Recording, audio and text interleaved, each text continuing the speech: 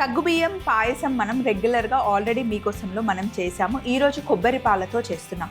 సగ్గుబియ్యం ఎప్పుడైనా సరే మనం ఉప్మా తీసుకున్నా లేదా కీర్ చేసుకున్నా పాయసం చేసుకున్నా తినడం వల్ల మనకి ఇన్స్టెంట్గా ఎనర్జీ వస్తుంది అండ్ డే అంతా మనకి కంటిన్యూ అవుతుంది అనమాట.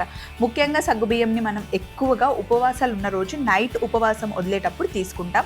అంతేకాకుండా చిన్నపిల్లలు కొంచెం హెల్త్ బాగాలేదు అనుకుంటే కనుక సగ్గుబియ్యంని చావలాగా చేసి మంత్స్ బేబీస్ దగ్గర నుండి మనం ఇవ్వచ్చు. సగ్గుబియ్యం మనకి కర్రపెండలం నుండి తయారవుతుంది. సో ఇప్పుడు నేను సగ్గుబియ్యంని 1 గంట ముందు నానబెట్టుకున్నాను. సగ్గుబియ్యంలో మనకి మరీ చిన్నవి, మీడియం సైజు, ఇంకా పెద్ద సగ్గుబియ్యం కూడా దొరుకుతాయి. ఇప్పుడు మనం వాడుతుంది మీడియం సైజులో ఉన్న సగ్గుబియ్యం అనమాట. సగ్గుబియ్యం కొబ్బరి పాల పాయసం చేసుకోవడానికి మనకి కావాల్సిన పదార్థాలు ఇక్కడ ఉన్నాయి. నేను ఒకసారి చెప్తాను చూడండి.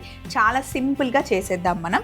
దీంట్లో మనం చక్కెర వేయట్లేదు, బెల్లం వేసుకుంటున్నాం అనమాట. పాయసంలోకి ఎక్కువగా రుచినిచ్చేది అయితే బెల్లమే అండ్ బెల్లం చాలా బాగుంటుంది. నేను తీసుకుంది తాటి బెల్లం, నానబెట్టుకున్న సగ్గుబియ్యం, జీడిపప్పు, కిస్మిస్, యాలకులు, అలాగే కొబ్బరి, పచ్చి కొబ్బరి తీసుకున్నాం. మనం ఇప్పుడు పాలు తయారు చేసుకుందాం. అయితే ఇక్కడ చూడండి, నానబెట్టుకున్న సగ్గుబియ్యం ఉన్నాయి కదా, నేను గిన్నెలో వేసేస్తున్నాను.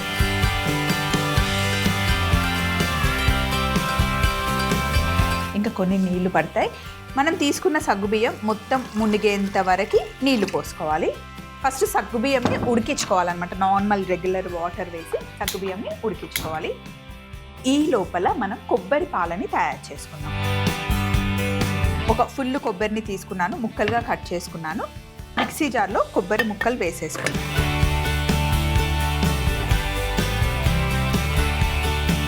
అలాగే ఇందులో యాలకులు కూడా వేసిద్దాం. 2 మిక్సీ అయిపోతాయి. దీన్ని ఫస్ట్ నేను మిక్సీ పట్టేస్తా. ఫస్ట్ ఒకసారి కొబ్బరి ముక్కల్ని కొంచెం మిక్సీ పట్టుకున్న తర్వాత కొద్దిగా నీళ్లు యాడ్ చేయాలి. అప్పుడే కొబ్బరి మంచిగా మెదుగుతుంది, లేకపోతే సరిగ్గా మిక్సీ అవ్వదు. ఇలా ఫస్ట్ మిక్సీ పట్టుకున్న తర్వాత మనం స్ట్రెయిన్ చేసుకోవాలి. పల్చటి బట్ట అయినా సరే లేదా ఇలా జూట్ బ్యాగ్స్ మనకి సూపర్ మార్కెట్స్లో దొరుకుతాయి. ఇంకా కొంచెం వాటర్ మనం యాడ్ చేసుకోవచ్చు.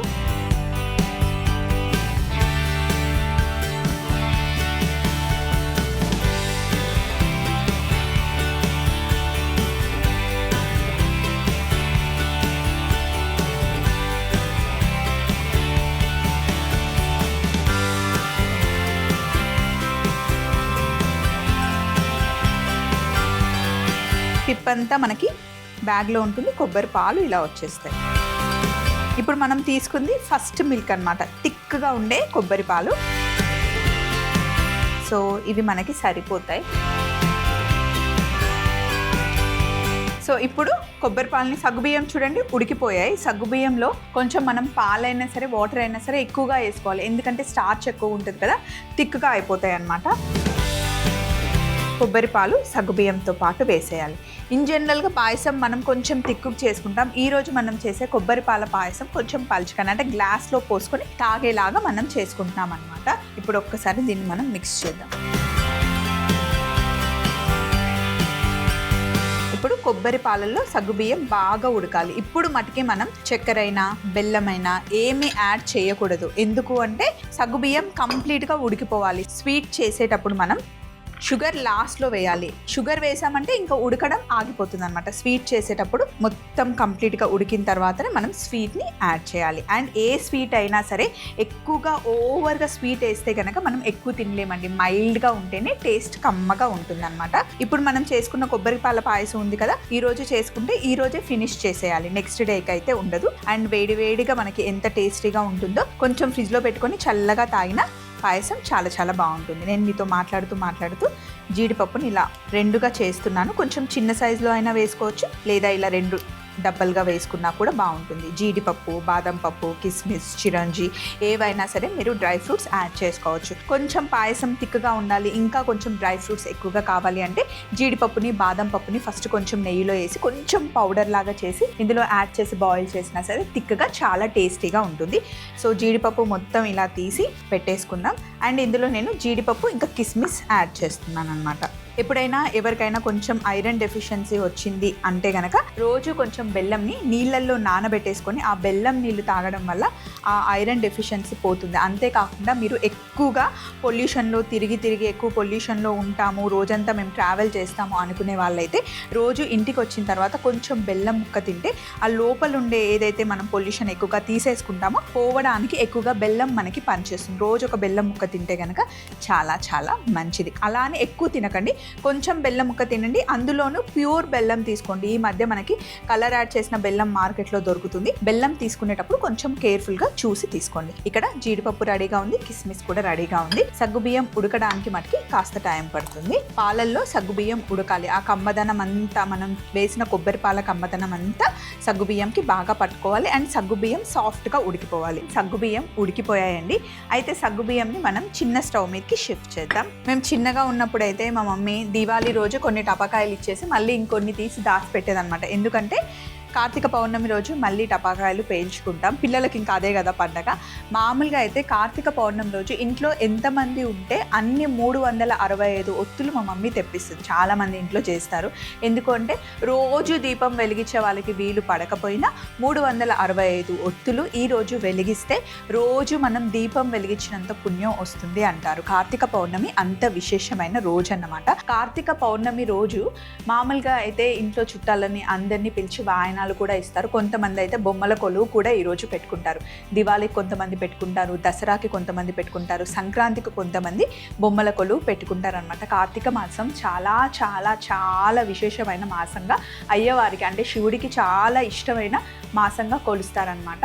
అయితే కార్తీక మాసంలో ముఖ్యంగా మనం చెప్పుకోవాల్సింది ఏంటి అంటే వనభోజనాలు. అందరూ కలిసి వనభోజనాలకి వెళ్తారు, ఉసిరి చెట్ల కింద కూర్చొని భోజనాలు చేస్తారు. ఈ మాసంలో మీరు పిడికెడు అన్నం పంచినా చాలా అద్భుతమైన ఫలితం ఇస్తుంది అంటారు. కార్తీక మాసమే కాదు, మనకి కుదిరినప్పుడు అన్నదానం చాలా చాలా అన్ని దానాల కన్నా అన్నదానం చాలా గొప్పది. మనకి కుదిరినప్పుడు మన శక్తి కొద్దీ దానం చేస్తూ ఉంటే మంచిది. అంటే షేర్ చేసుకోవడం చాలా మంచి విషయమే.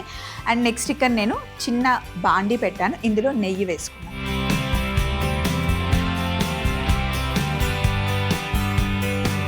పాయసమైనా ఏ స్వీట్ అయినా అందులో మంచి నెయ్యి ఉంటేనే స్వీట్కి రుచి వస్తుంది. అలాగే జీడిపప్పు ఇంకా కిస్మిస్, ఇవి రెండింటిని వేయించుకోవాలి. డ్రై ఫ్రూట్స్ ఎప్పుడు నల్లగా అవ్వకూడదు, అలా అని పచ్చిగా ఉండకూడదు, దూరగా వేయించుకోవాలి. డ్రై ఫ్రూట్స్ వేయించుకునేటప్పుడు నెయ్యిని ఎక్కువగా వేడి చేయకూడదు, కొంచెం చల్లగా ఉన్నప్పుడే డ్రై ఫ్రూట్స్ని మనం వేయించుకోవాలి. చిన్న మంటలో పెట్టి మెల్లిగా కదుపుతూ ఉంటే చక్కగా వేగుతాయి.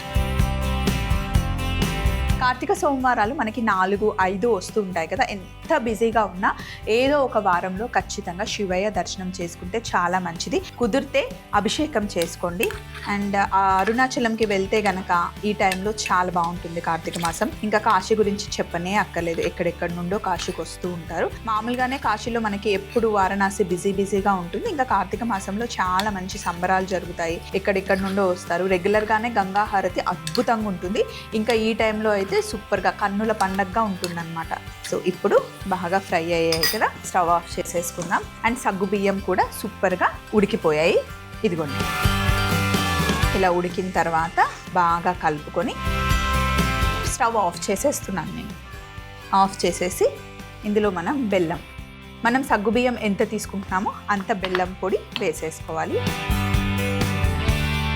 తాటి బెల్లం ఉంటే తాటి బెల్లం వేయండి, లేదా మీ ఇంట్లో ఏ బెల్లం ఉంటే ఆ బెల్లం అంత తీసుకుంటే సరిపోతుంది. ఇలా కలిపేసిన తర్వాత మూత తెచ్చుకుందాం.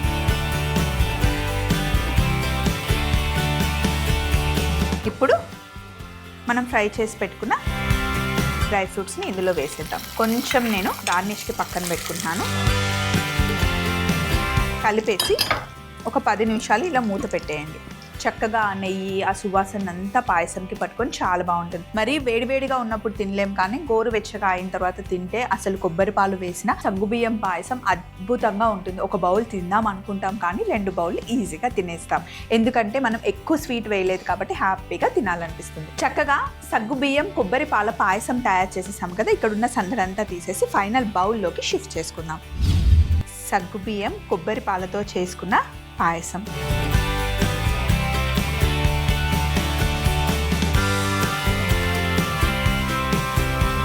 మామూలుగా అయితే కార్తీక మాసంలో ఈ రోజు మనం కొబ్బరికాయలు కొడతాం కదా, కొబ్బరికాయలు ఇంట్లో ఉంటే కనుక కొబ్బరి చిప్పలు ఇలా చక్కగా సగ్గుబియ్యం వేసి మీరు పాయసం చేసుకోండి. ఒకవేళ బెల్లం వద్దు అనుకుంటే, వైట్గా ఉండాలి అనుకుంటే మనం చక్కెరతో కూడా సగ్గుబియ్యం పాయసం చేసుకోవచ్చు అనమాట. కొబ్బరి పాలు వేసి వైట్గా అలా చక్కెర వేసినా కూడా చాలా బాగుంటుంది.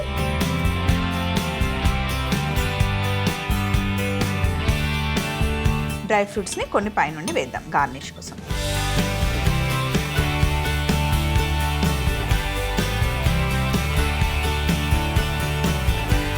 సగ్గుబియ్యం కొబ్బరి పాల పాయసం తయారీ విధానం. ముందుగా గిన్నెలో నానబెట్టుకున్న సగ్గుబియ్యం నీళ్లు పోసి ఉడికించుకోవాలి. తర్వాత ఒక మిక్సీ జార్లో కొబ్బరి ముక్కలు, యాలకులు వేసి ఒకసారి మిక్సీ పట్టుకొని కొద్దిగా నీళ్లు పోసి మెత్తగా చేసుకోవాలి. ఇప్పుడు ఆ పాలని వడకట్టుకుంటే కొబ్బరి పాలు తయారవుతాయి. ఈ కొబ్బరి పాలని ఉడుకుతున్న సగ్గుబియ్యం మిశ్రమంలో వేసి బాగా ఉడకనివ్వాలి. ఈలోపు ఒక చిన్న బాండీ పెట్టుకొని అందులో నెయ్యి వేసి జీడిపప్పు, కిస్మిస్ వేయించుకోవాలి. ఇప్పుడు స్టవ్ ఆఫ్ చేసుకుని అందులో తగినంత బెల్లం, ముందుగా ఫ్రై చేసి పెట్టుకున్న డ్రై ఫ్రూట్స్ కూడా వేసి కలుపుకుంటే ఎంతో రుచికరమైన సగ్గుబియ్యం కొబ్బరి పాల పాయసం తయారవుతుంది.